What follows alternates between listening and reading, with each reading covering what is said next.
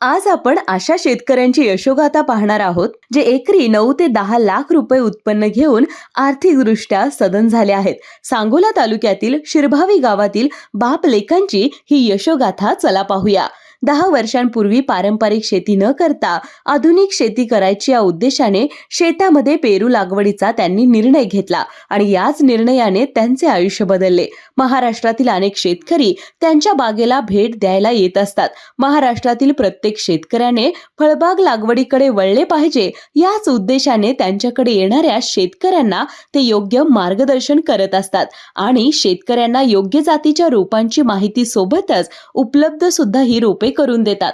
त्यासाठी त्यांनी त्यांच्या शेतात लाभ लक्ष्मी नर्सरी सुरू केली आहे. आज या नर्सरीच्या माध्यमातून ते महाराष्ट्रभर शेतकऱ्यांना अल्प दरात दर्जेदार रोपांची पूर्तता तर करतातच आणि मार्गदर्शनही देतात. हा व्हिडिओ तुम्हाला कसा वाटला नक्की कॉमेंट करा आणि आम्हाला फॉलो करा.